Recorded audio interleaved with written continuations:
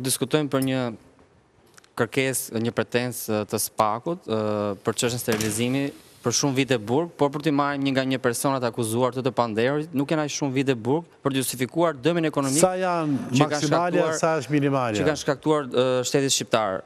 SPAK ka kërkuar për ish-zëvendësministrin e shëndetësisë Klodian Rjepaj dhe biznesmenin Ilir Rjapaj 10 vite burgim, por për shkak të gjykimit të shkurtuar, konvertohet në 6 vite e 8 muaj burg.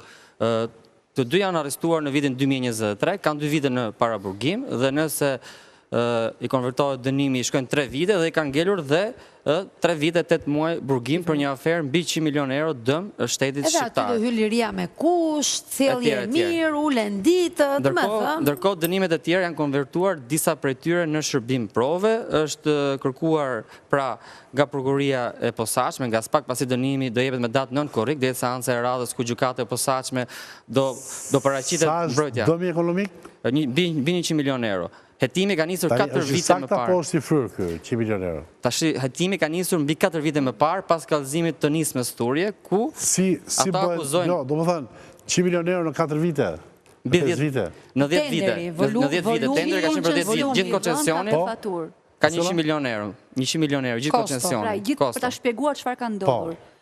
Në kohën kur Ilir Beqa ishte ministër shëndetësie dhe zoti Rapaj ishte zëvendës ministër. Shiko nga lajri se nuk është më mirë. Miku i tyre, se janë një Rapa, një Repaj, njëri ishte zëvendës ministër, njëri ishte një biznesmen në Itali. Ta dy shokët bashkë, shok fëmijërie, zëvendës ministri, kur kishte ministër Beqajn, i dha një koncesion për sterilizim mikut vet, me vlerë 100.000 euro.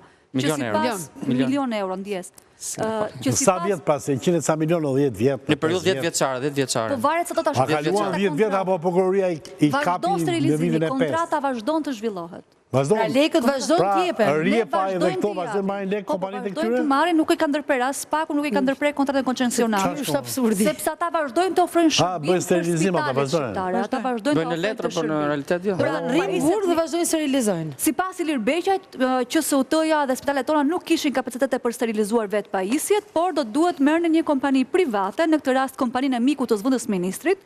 Ministri thotë nuk dija gjë, që këta ishin miqë dhe kishin takuar bashkë, sepse ka takime në Itali të kryer bashkë. Sa udhime sa gjëra bashkë. Po kishin bërë udhime, makina kishin shkëmbyer bashkë, por ministri në gjykatë nuk e njihte. Restoranti që kanë Tiranë dhe Kalaja. Në gjykatë ministri nuk e njihte. Ajo është një aferë tjetër pastaj e ministrit, po. Gjithë ideja është që 100 milion euro për një shërbim që ja japi një privati që rastësisht është shoku i zëvendës ministrit dhe që rastësisht ministri thotë nuk di gjë. Por ministri në këtë rast nuk e ka marrë ende po themi pretensën e prokurorisë sepse ka kërkuar gjykim të zakonshëm, nuk ka kërkuar gjykim të shkurtuar, kërkon që të gjykohet përballë me provat, nuk kërkon gjë të nxituar se mendon që është i pafajshëm.